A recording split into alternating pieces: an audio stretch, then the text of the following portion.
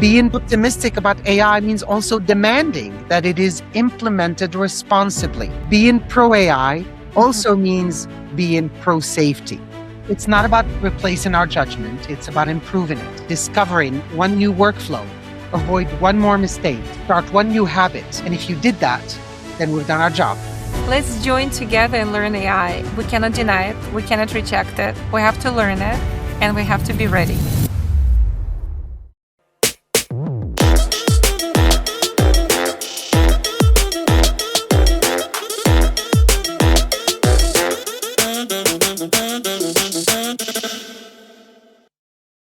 Welcome back to the AI Ready Doctor podcast. Today's episode is different. In fact, today's podcast is different. If you've been listening for a while, you're probably noticing already that in the past year, our podcast has been mostly about helping healthcare professionals or medical students understand AI.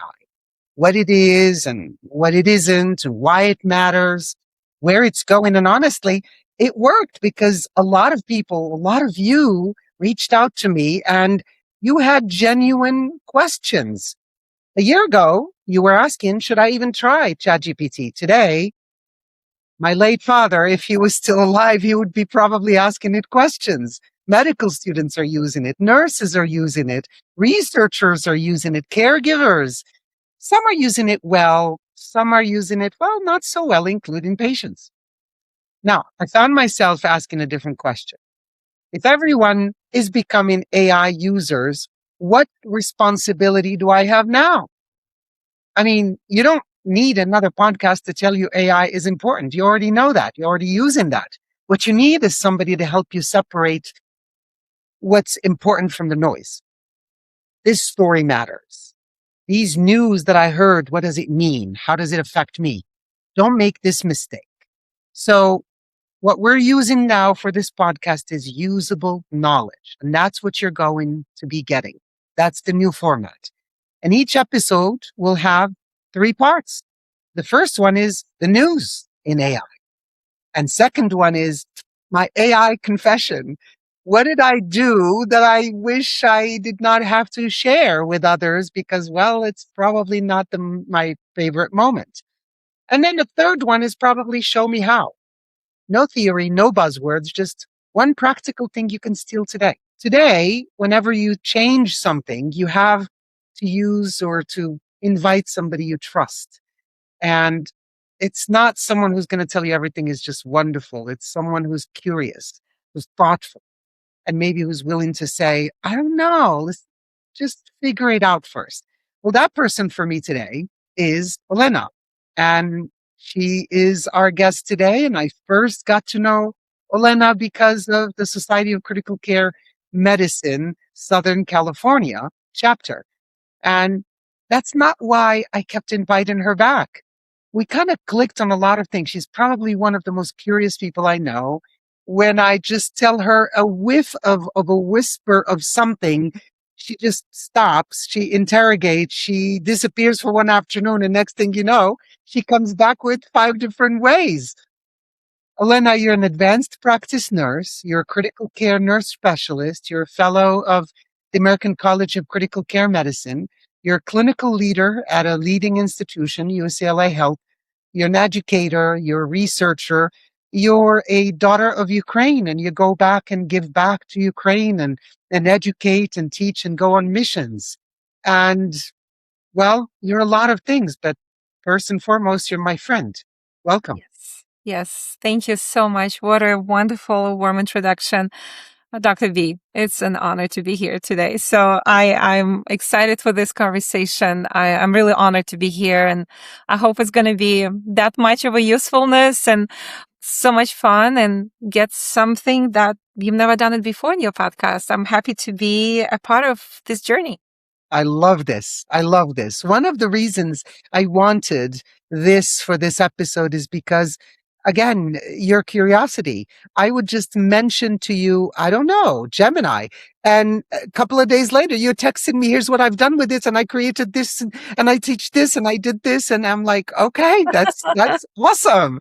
So I want to start with what's new in AI.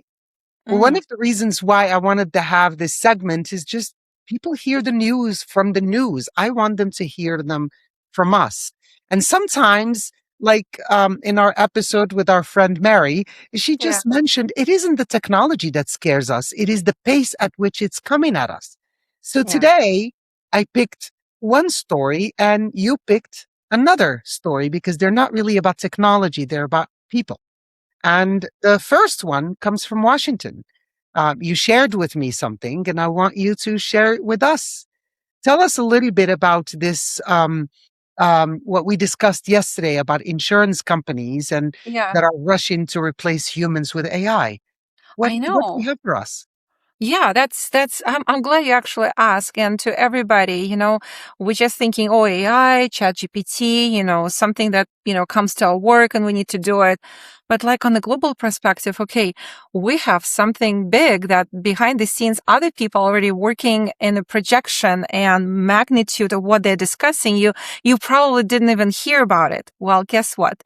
Political just published actually yesterday, July 7th, that there was some very high officials from Washington came to Las Vegas. In Las Vegas, they had a group of CEOs of large insurance companies. And in fact, Paul Markovich, the CEO of Ascendium, the parent company of a Blue Shield of California, basically was sharing that discussion was actually very strong message coming into California and coming into all the insurance companies that we need to implement AI in our insurances and our billing and diagnosis and have all of this yet just being there. And, that's kind of like alarming. So as I'm reading this news, right, I was like, oh my gosh, I can't wait to see what the end of this article, right?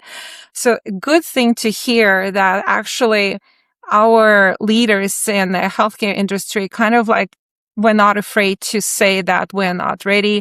There are a lot of roadblocks. And then we're actually like discussing like what about the human dignity? What about the human factor?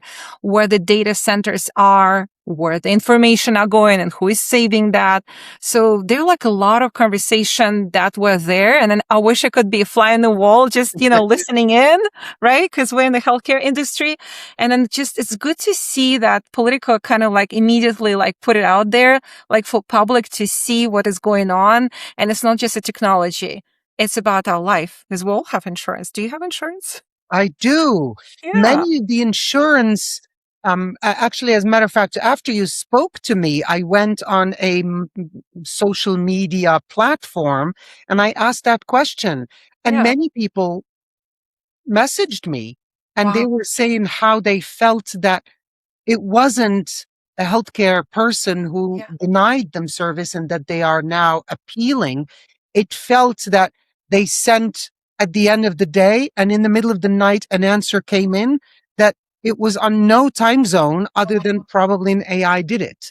And Wow. so many of the insurance executive themselves, you're saying, are asking for caution, Yeah. not because we don't believe in AI, because we believe that AI is full of bias Yeah. and it might actually just take the humanity out of it. Oh my gosh, that was so good. That's exactly the point. It was so good. It's a lot of political turmoil going on. Let's face it, right?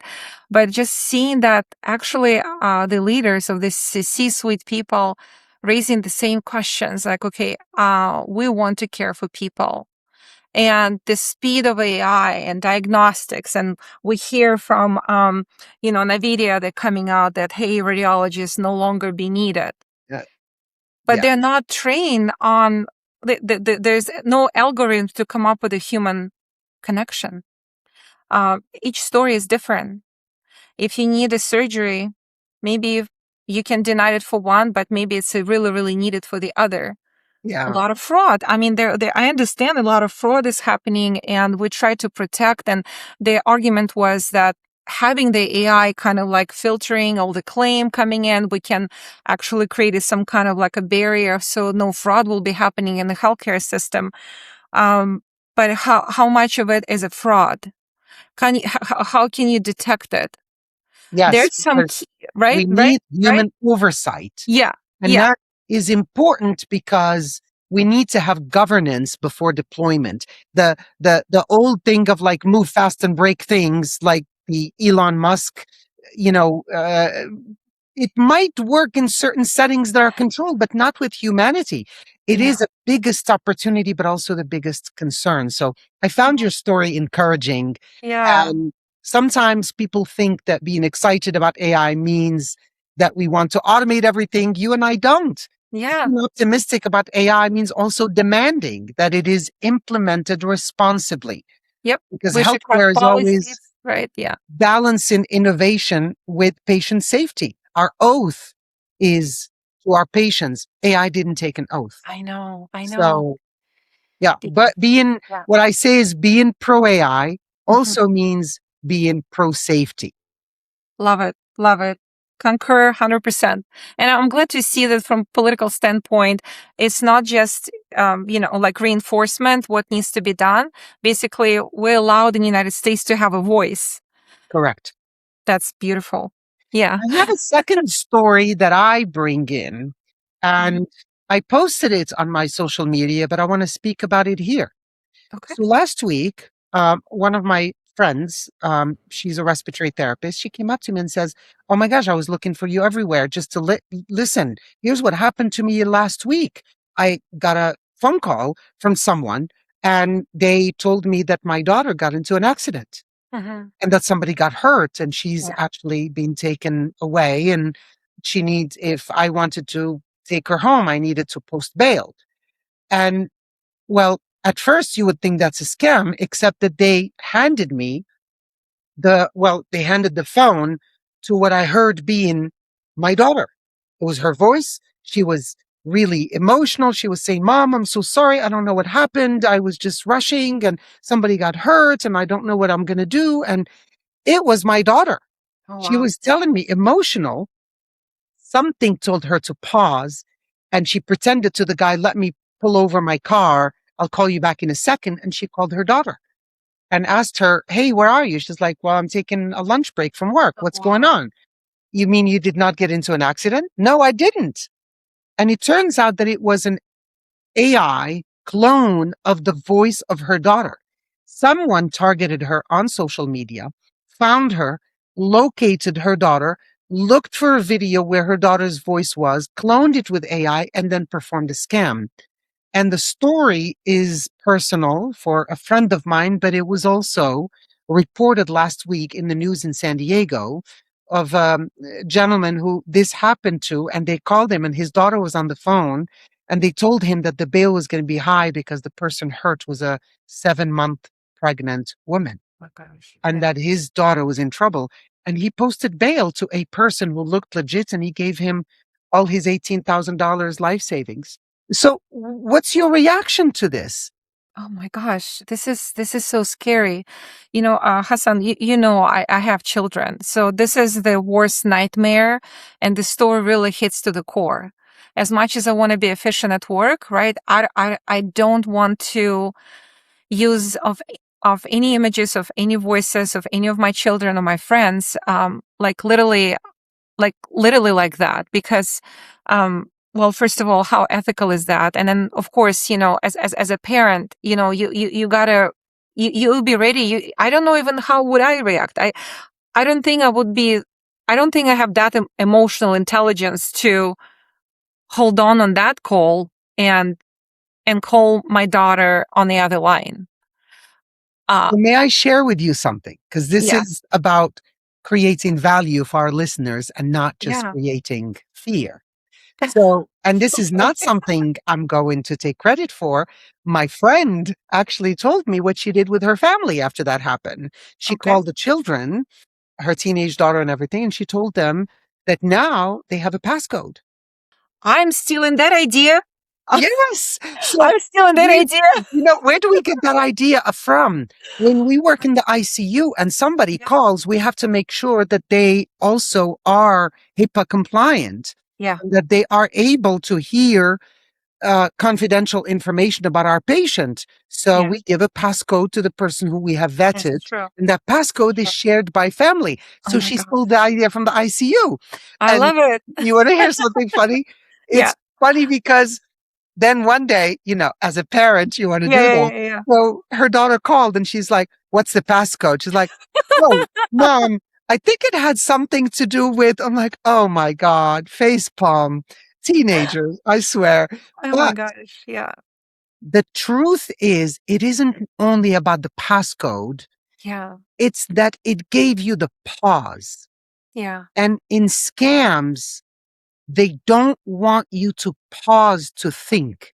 It's that Oh, continuous emergency and yeah. keeping you vigilant because of fear of something bad happened. But when you pause, Yeah. wait, what's the passcode? Even if the daughter doesn't give the passcode, Yeah. then what you can say to yourself is, I'm like, hold on a second, let me think. Yeah. Oh my gosh. I And you love it. move from the fight or flight Oh to my your gosh. thinking. So I thought it Yeah. was clever, but it was also funny how her daughter answered. So, but Yeah. yes, It's great. verification Yeah. words Yeah. and the importance of slowing down during emotional situations. So that's why I wanted to have in the new format of the podcast is stories like this that people can use because it's not because AI is dangerous, ignorance. The more we understand AI, the harder we become to fool. Yeah, absolutely. Absolutely. And I'm glad that this format is not only like feed me with information, but just like sharing our stories and what we can share with our listeners. So we Correct. can, as parents, co-parents, friends, family members, even coworkers, we kind of like, we can help each other out with this. So I love it. Yeah. Honestly, because AI didn't invent scams, it made them more Yeah. believable. Yeah. And the emotion right now is becoming the new cybersecurity vulnerability that people can use for scams. Yeah. Now, moving to a different segment, which honestly, that may become my favorite segment. Okay. That's the segment I call my AI confession. Oh my gosh. And Okay. you shared with me something that I would like to bring to our listeners because we all are Olena. And I want to tell you because we spend so much time pretending we all know exactly what we're doing with AI. And frankly, what would you use an AI for? A recipe or asking something, some silly thing. But the truth is, we're all figuring it out together. So Yep. here's the deal. No polished success stories, just honest conversations. You Okay. once shared with me something that I think every professional who uses AI should hear. You were about to submit an important professional document. Everything looked perfect until something told you, hold up a second. Tell us what happened. Well, and now to be fully transparent, Hassan and he knows what actually happened to me. I I did reach out. I need some professional advice, and I didn't really know where to go with that. So I had a huge opportunity. The team from very prestigious journal reached out to me, invited me to write an article of my interest. Um, and that happened last summer. It's actually last spring. And I was really, really excited. My gosh, I couldn't believe that I'm in stardom of my career, that finally somebody heard that, I'm an expert and I can actually share, and that something that I know can be shared across in a nursing practice and anybody who's interested to know about that topic. Um, and I spent 2 months in writing it and co-writing it with my co-author, and I'm a primary author.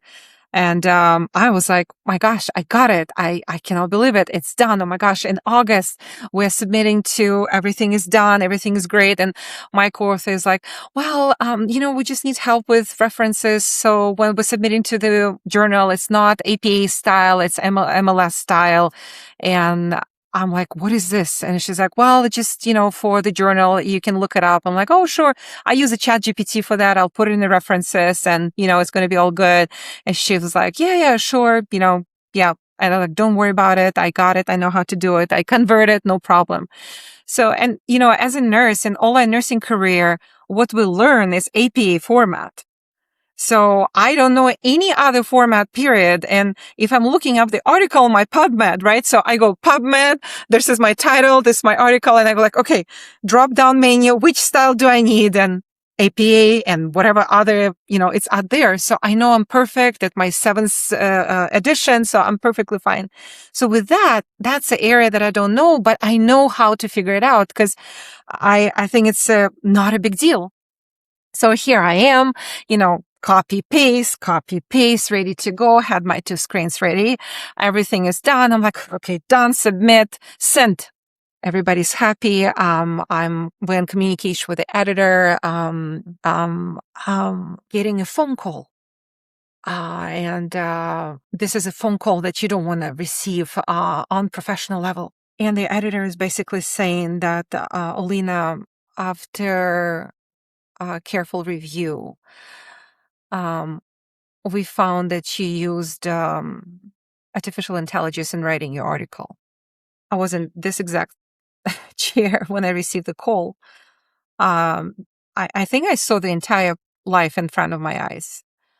The reputation, the recognition, anticipation. What the word is like, oh my gosh, what am I going to tell my son? Because I was like, we were very close. So I was sharing with my oldest son, like everything. And he was so excited. And and then I went back. I'm like, the denial was so strong. I start arguing. I said, I cannot believe it. What makes you think that way? And I pull up my manuscript. I was like, okay, you can pull it from Turnitin. I said, can you pull it from Turnitin? Because this is what I learned in nursing, that you can see my plagiarism score if you go to this Turnitin. And then she's like, Olena, look at your references. And I'm like, okay, what reference? And she's like, 52 and 46 or 48, I forgot. And I'm just putting the links, and I know all the links. This is what I wrote. My gosh, I didn't know it's going to be that hard. It was just It the is disaster. heavy. It It is just, heavy. It is heavy. And what you shared with me was the references were made up and ChatGPT hallucinated them. And that was something you knew, but you didn't know because you didn't write the article using AI, but you did pass it through AI for the references.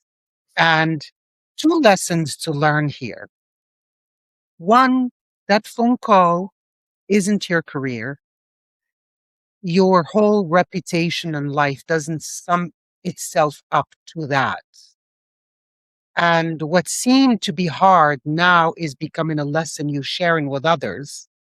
And yeah. I can share with you, which I did at that time. You're not the only one.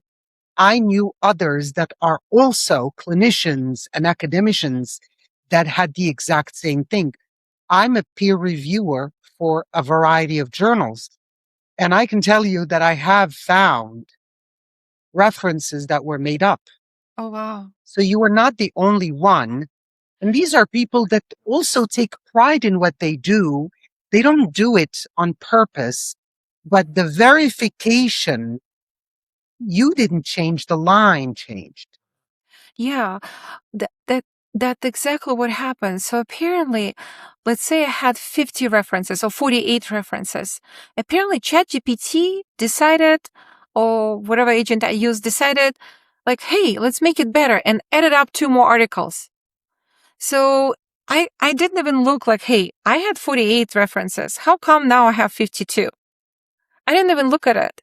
So that should be an alarming to anybody. And then I have coworkers and I have friends who is like in research and doing other quality evidence based work. I share this story specifically for this reason, that we need to make sure that AI is a tool. You cannot completely like trust the whole life to it. You really need to utilize it, that we utilized in Purdue OWL before, utilize the EndNote before. So yeah, we need to really references. And Hassan, thank you for helping me to get out of this. I couldn't put the words together. I didn't know I was going to hit that. I Thank am you for so listening. And that, grateful you yeah, shared this yeah. moment. Thank you. It does not, I'm sure many people can debate it, but at the end of the day, many people that look from across the room and point fingers sometimes can find themselves right there. And what Okay. you did was to actually have the courage to say, it's not AI or not AI. We cannot not use AI because it's Right. here. But Yeah. what we have now is we have a new workflow. We have a new Absolutely. step into our workflow. And that Yeah. step is going to be looking up the references all the time. Much like before I 100%. leave the patient's room, now I have a new workflow. Mhm. Is the oxygen oximeter on the patient's finger? Are the leads for the telemetry there? Where I come from and how I trained, we didn't have a lot of this technology, but over the Yeah. years, this technology now is here, and we Mhm. developed new workflow that are patient related. Same thing. Now in academia and in publication and everything that we do, we have to verify. 100%. 100%. I love how you put it that exactly it is a tool and we have to verify. I think it's a lesson learned to all of us. Um, and, uh, and to be honest with you, that was my starting point. Like, I promise I'm going to learn AI. I'm not going to make any mistake. I'll share this. I'm empowered and, it's going to be only better after that. So I have a question. Have Yeah. you authored any other, educational pieces after that? Oh, absolutely. Absolutely. It So was there's like life after rising of the mistakes, phoenix. right? There's life after mistakes. We are Yes. not the sum of one mistake. We are elevated by how we treat our mistakes and we own them and they empower us But because you helped me. unfortunately it helped. Well, it helped me as well. I am in awe of how you stood in the midst of it and you owned it and you said academic integrity is also owning mistakes. And that was beyond anything else because AI makes mistakes Yeah. at machine speed and professionals verify at human speed. So Yeah. what we have now, the term is called cognitive surrender. Oh, Sometimes AI does so much that our brain is so tired and cannot go through all of it and verify it. But we have to verify the crucial portions of that yeah. workflow. So Love it. thank you. Here's Thank you. another confession that fascinated me. Thank you. And this one is super amazing. You mentioned to me yesterday that someone was talking to you and English isn't your first language. And they had an English idiom or colloquial language and you didn't understand. You didn't pretend to understand. You just used AI to try to know what they actually meant. Tell us that story. Oh my gosh. Thank you. Thank you. Well, I live in a beautiful country. And as many of you, if the listeners are here in the United States, we have an opportunity to have such a diverse group of people and all coming with their different cultures and languages. So I often find myself that if I'm having a conversation with a English as a first language person, sometimes I get lost in translation. I understand the structure and I follow the structure, but the idioms like couch potato, and I'm like couch potato. Love I'm like, oh my gosh, it. what happened to that potato? And yesterday I was sharing with Hassan the story that I had a crucial conversation where required me to find a common sense with the person who I'm volunteering in one of the organizations. And I feel there's a tension built up. And, as we speak, he's using more and more idioms. And I'm like, please forgive me. I feel, and I so appreciate the video, that I can see the body language and I can see the emotions of a person, right? So I feel that it sounds like it's a good statement, but it didn't look good in his body. So I'm like, okay, give me a second. So literally like in front of him, can I share you my screen pretty quick? And I see he's pissed off. He's like completely like, he's gonna and there's gonna be disaster of my conversation. So I share the screen and I share the state. So he said, sharpening the needle. And I'm like, okay, how do I sharpen the needle? I know the needle is sharp and it's a pointy point. And how do I know sharpen the knife? Like, but we're not talking about cooking. It's like, I used the Google AI, I used Gemini, and in front of him, I said, what does it mean? And it shows me, oh my gosh, oh my God. When I saw that statement and explanation, it immediately showed that he perceives me as a micromanaging his craft, that he is so a master and he's well known for that mastery. I was embarrassed. I was embarrassed like this, my badge, like I was so red on that face. I'm glad he saw it. I was so happy. I was so happy I could understand what he's saying. And if I saw the relief in his body that that's an acknowledgement. Like, dude, like, I am so sorry. I'm from Air Force military base. I'm like ready to go. I have a Soviet Union in me coming from Ukraine, have this direct mindset, and that can be perceived as a micromanaging somebody. So I was so happy that Gemini, in instant moment, as we have in the conversation, explaining the details and semantics and giving you a variation, and the other person can see that I'm genuinely trying to understand what the causality of the issue is. And that was like, oh my gosh, thank you I so much. love this. So my moment is actually Uh-huh. someone saying to me, "Lazy Susan," and I just literally said, "Who's Susan and why is she lazy?" Okay, And I he's gotta like, look at "No, a it. lazy Susan is a tool. Here's what.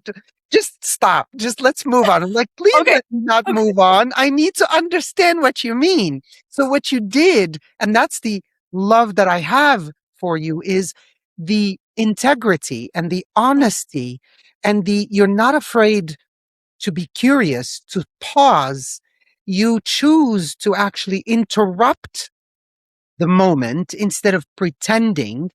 You realize the emotional meaning of something and you adjusted the response, and therefore the relationship improved. So AI reduced that misunderstanding and it didn't reduce the human connection. And this is why this confession is so good to me, because nurses could use this Yeah. with patients, physicians, residents, medical students. We could use this sometimes in conflict between you and another clinician. You Yeah. can use this as a nurse when you have on one side the patient and on the other side the physician. As a physician, you can use this to temper some of the emotion when the patient tells you that your colleague has said something to them and you don't want to badmouth your colleague, but at the same time you want to be there for your patient. There's plenty of human connections where AI could reduce the conflict, the friction, and the misunderstanding. That's such a beautiful example. And Thank you. sometimes AI doesn't make us sound smarter, it helps us understand each other better. So I love this. I love this confession. And I love Thank how you. Yeah. I sort of think about it as translation isn't about language, it's Yeah. about relationships. So, Yeah. Thank um, you. Thank you. one, our last segment of the day, it is about talking about tools. What can our listeners take away today that they already can find value themselves? And one of the things you shared with me, and believe it or not, we already had another women clinician on this show last year who did the same thing.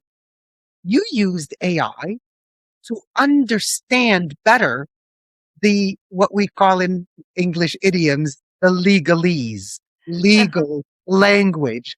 Yeah. So tell us about how you used it for legal documents or policies. You said you routinely use it before important meetings in order to be prepped. Oh, Share with yeah. us your story. I really appreciate this opportunity to share because hopefully it inspires others to get yourself ready in some station that, we are not ready. As you mentioned, I'm an advanced practice nurse. And this year I had a huge honor to lead a beautiful organization of clinical nurse specialists here in California. So little did I know, I had to dive in to learn more about legal parts. And our colleagues, APRN leaders of the other APRNs, they basically gave me a task sometime in February. They basically, when we had the meetings, like, Olena, you need to educate yourself how the law is made in California. And I'm like, Did I like that task? No. But did it empower me to go and learn? Yes. So I'm not in law school. I'm not JD. I don't have friends who JD. Some had colleagues who are friends, they're lawyers. I'm not fortunate enough to have that in my life, but we're so fortunate that we have AI that for example, you go to California Legal and you can pull out the, Title 22 for nursing for BRN, and it's a significant big document that was developed back in 70s and keep improving and keep improving. So what I'm using it and how I'm using it, you can download it in your AI with a PDF file, and you can actually extract what is needed. And you ask the question and it will tell you exactly in the paragraph where it is. So you can go back to the document, review it and understand. And you ask the AI, okay, explain me with a prompt. You are teaching this, this, and this to a nurse, explaining first time coming into the nursing practice what Title 22 is. And I'm going in, it's like, and it's in a simple terms, or sometimes they give you a very, very professional response. And I'm like, oh my gosh, I'm lost in translation again. and, and then I'm like, okay, simpler terms. And they give you simpler terms and I get it better. So we had a conversation with our lobbyist, and I needed to be prepared in the professional code of who we are as a clinical nurse specialist, who are midwives, who are nurse practitioners, and basically it's the AI agent tailor it out exactly the key points of what are similarities, what are the difference. So I can go back and compare exactly in the document how correct is this and have the understanding what the alignment or misalignment is. So that actually gets you prepared in those board meetings when you're coming in with other leaders who have GD degree or in the way to graduate from law schools, but they're discussing the law, how we as advanced practice need to practice here in academia and rural area, ambulatory settings, and then gets you ready. So this is fascinating. This is just fascinating that you have kind of like a pocket lawyer in a way that can, and they even coming back with you with the prompts. Would you like to explore more on that? Would you interested? And I'm learning and I'm asking, what would you recommend for me to understand X, Y, and Z? And I tell you, okay, look on the professional code, look at the for definition of this and this, and they're spelling out the definition for you with the resources. So one of the great tool that Hassan, you actually taught me, it's a Perplexity. So when I ask the question, it gives me the resources and citation that I can go directly to that article that I can understand. And this is how it prepared me. And I'm like, I'm actually more. That's my perception. I'm actually more prepared. But now, here the validation. So I started educating myself this way since the end of February, and we are in July. So a couple of weeks ago, we had another board meeting with the other leaders in California.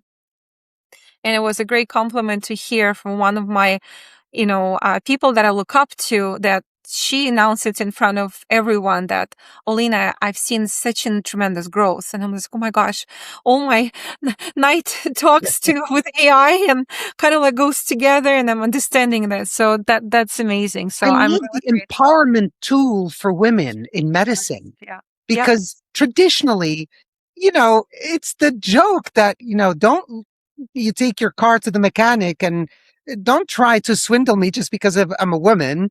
Yeah. Or you walk into a room and there's a whole bunch of people and you feel like you have to prove yourself.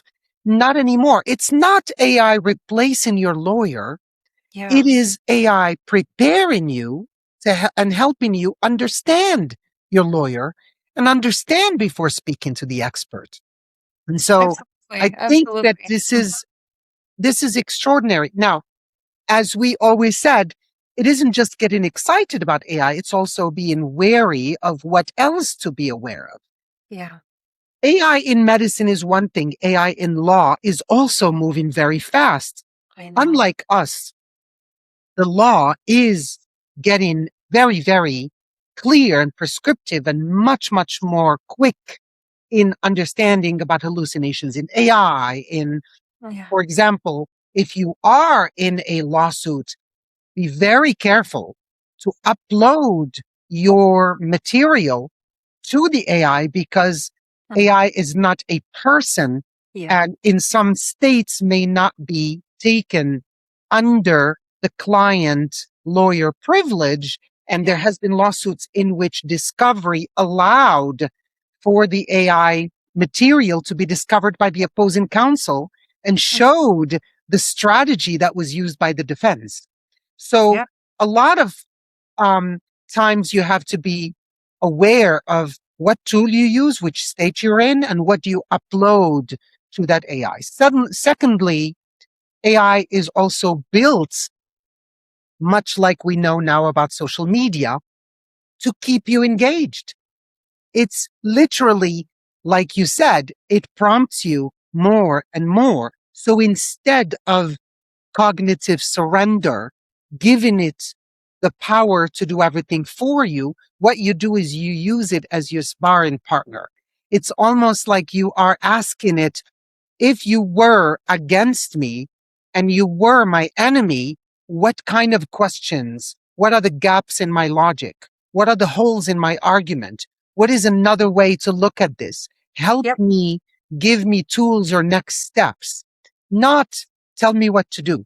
And that is how I'm so impressed how you use it, because that's what makes you superwoman rather than just what is the word that we use these days in AI is de-skilling. If you start to off-source everything to AI, then after a few months, you're not as sharp as you did before if you don't continue doing the task yourself. Yeah. I love this analogy. I love this analogy. It's like you want to be a passenger or you want to be a driver who knows the mechanics. So I think I want to be a mechanic who knows how to drive. I love it. So it is a tradition Uh-huh. in this um, podcast is that we have a rapid fire. And that's when I say something quick, Yeah. and that's a game. One sentence answers. And that's how we wrap up today's episode. So, ready? Let's do it. Very good. So, what's your favorite AI tool today? NotebookLM. NotebookLM. So that's notebooklm.google.com. I'm going to Yes, take yes. off one parenthesis and ask you to tell us about it. Hmm. Well, I'm a clinical nurse specialist, so I have to be at the top of the top, all the articles that, out there. And our an academic institution and trying to empower nurses, you have to really show the evidence and show the articles and show how we can utilize it in our daily practice. So, NotebookLM, well, number one, does not hallucinate because you get your PDF of your article, you submit it, and you just basically ask the studio what is built in to build you a flashcard, to do the audio. And what the best tool that you actually talk me about it is, I live kind of like 1 hour and a half away from where I practice. So how I utilize my time, I basically download my article before I go to work. And as I'm going and sitting in traffic, I'm actually arguing with the with the audio podcasts. There are two people that on a podcast discussing the article. I'm asking questions. So by the time I come to work and have a 7 o'clock, 7:30 rounds, I'm ready to discuss. I'm ready to contribute, and I'm ready to empower nurses with the stuff that I need to do. And this is really exciting because if I need to build up like a roadmap of how can I implement it, it's there. If you have an opportunity to put two articles together and compare to contrast and put that prompt that you want to do, it's actually builds for you and in such a way that it's not hallucinating, it's not coming up with extra references. So it's Incredible. very useful. I hope I can hook up everybody to that tool in academia. It's for learning. They have flashcards. They also have flashcards. So if you have like, for example, article, you want to learn about what is TTM, targeted temperature management. So you can download it and it will build it for you. So, and you can write your policy and you can discuss in institutions how we're going to implement it. And you will be ready for this journal club with the doctors when they're discussing what needs to be done and how we should practice today. It's exciting. It's really exciting tool and it's safe. And that's why it's the best. That's interesting. So what you're saying is this is a tool that you upload information to. And by uploading that information, it can change the format in which it can give it to you. And in that format, you can play with it. You can listen to it as a podcast and so on. Is that correct? Absolutely. What it shows is this is NotebookLM language model, notebooklm.google.com. You can log in with your login information for Gmail. And on the left, these are the sources. So I was trying to make an asthma training video. I uploaded all of the articles that I wanted. In addition, you can add web, which are just URL, Yep. internet addresses. You can add research if you wanted to search for stuff for you. So this is the sources. In the middle, this is the chat. So you can literally start to ask questions, much like what you said, which is you chat with the PDF. Here, I asked what kind of asthma classification is used, and it gave me a bit of a summary, and you can see the references, which are these sources. And on the right, you can actually do all of these things, either create a quiz for yourself. And by the way, these quizzes, you can change the language for them. You can do an audio overview. You can do a slide deck if you're preparing for a presentation. So I already created a podcast for this, which is called Unlocking Asthma Future. And what you can see is already, it shows here the play audio. And I'm going to try to play audio, and give me just 1 second. Welcome to the deep dive. Health topics, especially something like asthma, can feel, well, pretty complex sometimes, right? There's always new research coming out.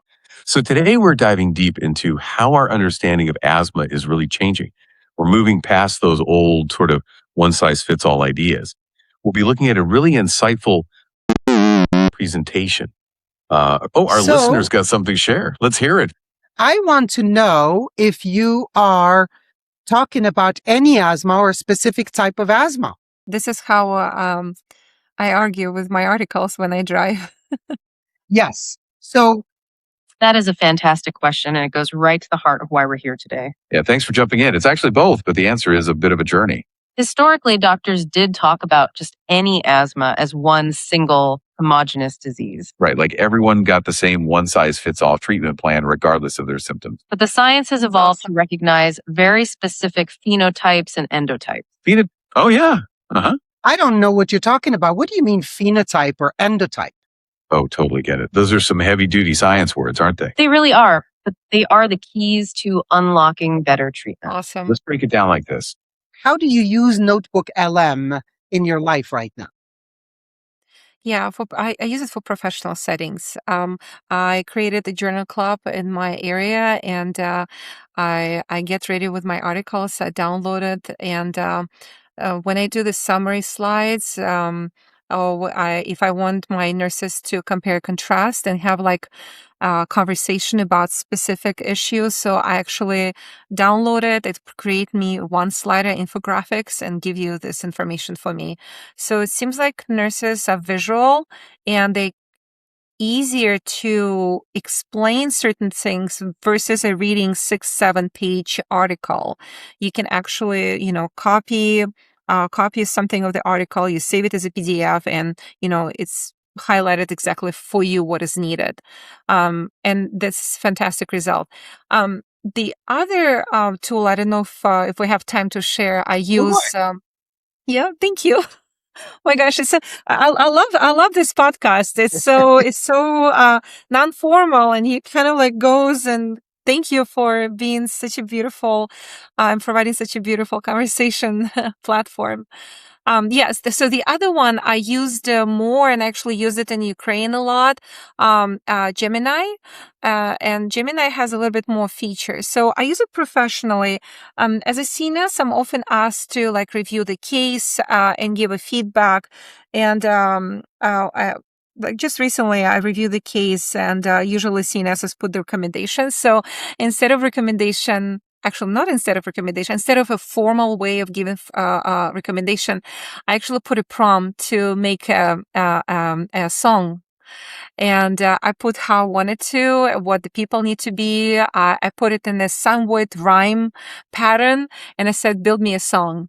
And it actually created a visual song for the incredible work the nurses did. And I sent it to the leadership. So I was like, okay, let's see what they're going to say. So leaders was like, oh my gosh, that we never received this like that before. Let's see, we're going to use it in the huddle. And that's again, we had a conversation how AI builds human connection. Indeed. Here we Indeed. are. I love this. Yeah. So let's continue the game. Okay. What's one AI habit everyone should start doing? 10 minutes a day. 10 minutes a day. Everybody has it. 10 minutes a day. You got an agent, you explore it, you look at it, you review it. And also that 10 minutes, it's not only about the agent, also read about the people who are actually building this. So for example, Amadeus, right? So he's with his sister, Daniela. He created Claude, right? So what's happening with Claude? What is his vision? Why is such a big buzz about it? So find out more.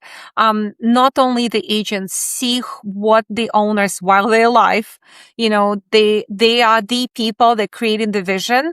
Is it aligned with your settings? Because sometimes, you got used to one agent, and then you look up at the people who create it. It's not aligning with your ethical morals. And you're like, okay, maybe I want to find out and do something more. So yeah, 10 minutes a day. That's the answer. And what's the biggest misconception about AI? This is going to take over my job. Is that so? So you do not believe it's going to take over our jobs? Oh, this is a fact. I mean, there will be, hey, that's a history behind it. So once again, let's go back 100 years ago. What's been happening in the early 1900s, late 1800s? Huge mechanical revolution. Huge, right? We have beautiful horses, Arabian, Morabian, all of these different, creatures. And there were competition. Who is the fanciest horse I have? And we got electricity. And we got mechanical cars on the gasoline. People are saying, oh, everybody gonna die. It's a lot of noise. It's a lot of smell. Everybody gonna die. That's the end of the world. And then, right? 100 years ago. And look what happened. We adopt that technology. We still have beautiful horses. We're still enjoying the races with Arabian horses. We still enjoy the beautiful and beauty of a culture of everything, right? And look at us now. We are such in a different level. We have cars, and now we're evolving to electrical cars. And, it's going to be drones next time with no sound, you name it. The humanity evolving. And every time as the humanity evolving, we have people who are naysayers. We have people too excited. So I love that we are, and I'm going to advocate for our nurses, that we are actually in a balance trying to take the two pieces together and find common sense. Where are we going? Do we need to panic? No. But what we need to have, we have to have our barriers in place. Yes. Policies, guardrails. I don't know. What else would you add? That's exactly it. We still need to have a little bit of optimism. The last question I'm going to have for you is, if every healthcare professional listening did one thing differently tomorrow because of this conversation, what do you hope it would be? I hope people in C-suite will invite every single profession to the table when they're going to be designing how the future of healthcare would be. Amen. Amen. Everyone needs to be heard from, including patients. Yeah. Olena, thank you so much, not just for talking about AI, but for talking honestly about AI. I think that's exactly the spirit I wanted this podcast to have. And you are the right person for today's episode, because it's not about replacing our judgment. It's about improving it. It's about discovering one new workflow, avoid one more mistake, start one new habit. And if you did that, then we've done our job. One last comment before we adjourn today? Let's join together and learn AI and be together. We cannot deny it. We cannot reject it. We have to learn it and we have to be ready. I love this. Thank you for joining us on the AI Ready podcast. Until next time, stay curious, stay thoughtful, and above all, stay AI ready. Till next time.